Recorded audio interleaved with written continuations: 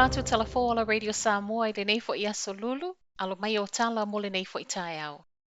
E Silia ma le walu afe 5 se lau tangata ua tua I penefiti, talu mai o na Saule Delta. O whaamaumaunga nei mai le matanga luenga le social development o loo ngafa matalo sanga o penefiti whaapele tele o fesoasoani tupe mai le malo. Ripotia o le toa tele o tangata whai ngā luenga. E toe sau lava le koviti o le nei tausanga o loo toe tau whaafoi lava le tūlanga masani sai ai, ai ele I whaia tapu o mati o le tausanga talu ai. Ai ele I a mata tapu o le lapata inga vaenga whai le masino au kuso, o le ana amata sau I lalo leo whainga o tangata whaamoe moe I le penefiti po I latou nei ele o whai ngā luenga.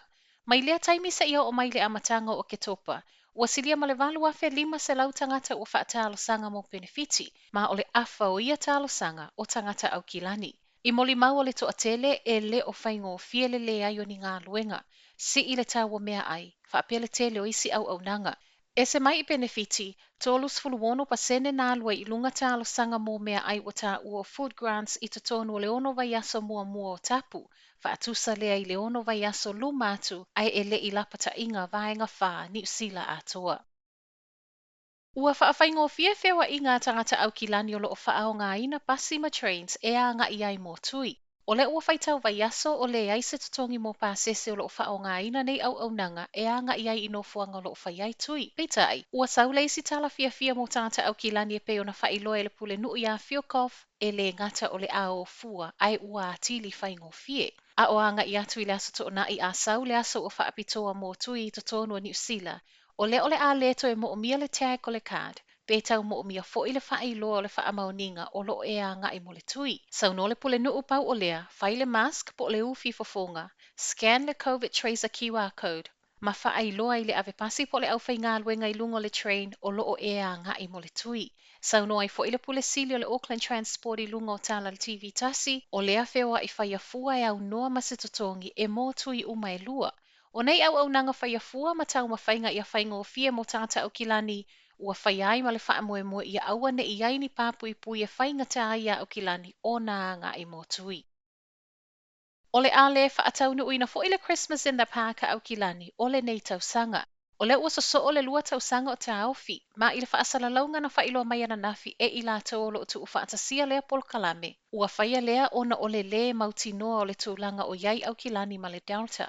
O le leo o le polkalame le tausanga tālu ai. O le ulua I taimi lea tālu mai o na whaia le Christmas in the Park a Aukilani I le lua se fuluono o na tausanga. A o sa wai la tala wa misi Aukilani I le taimi nei o le a whaatau nu ina pēle polkalame mō kalai estete le masina fōu, ma o le a whai mea whaalongo lava fo'i I suinga mai le mālo.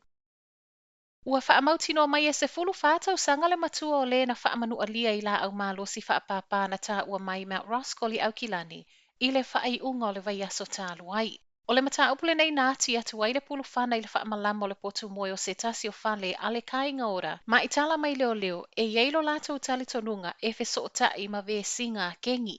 Reporti a le staff, ua whaamautino ai e leoleo o le talavou, ai e le ofia tala noa mai le ofisa le matua o le soifua o le tamaitai. O le ua faamanualia na tau tonu le pulu whana I lona pātua, mana vave au I nātua I le whale mai I se tūlanga tinga aina. I se tala lata mai o lea ua whaasolosolo manuia o na tonga fitinga. E o mai le taimi e tu whaatasiei tala fowe le seisi wa Molia le mata upule nei, ai na o moli mau atua o ye tele ina vaia sui o kengi matoni ngai le whale lea na tupu ai I taimi walu. O Mt Roskill lea na tupu ai le asfarele o sofa inga nei, a o lumatu petu sa male vai yaso mana yaso, lea fo ina fasi o ti ai le toatasi o na o vesinga lava kengi I Avondale, I sisifo o Aukilani. Tala muli, na Molia mai e leoleo le tina Aukilani na sola I Northland e au noa ma se whaatangana, ma e whaapea ele I maua o na sa lafi tu o le keli o le taavale. O le aso whareido le vai aso tālu aina whai malanga tua I whangarei le tina mai Half Moon Bay, ma na whaato a maua I le aso ngafua ina ua to e tawe nisi leoleo, ma o le ana Molia mai ai mai le whale sa no fuai. O le aso na nawhina tu wai le tina luas fulua tausanga I luma o le whaamisinonga whaitu malo I whangarei ma ua ia I o e ina le Molia ngai tasi. O le soli o polo a inga le soifua malo lo ina lea ua o atua I whangarei.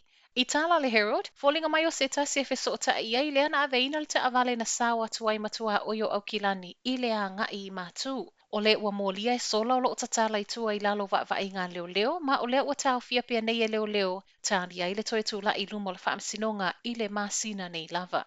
Tala nao le nei tae au, manuia le nei aso.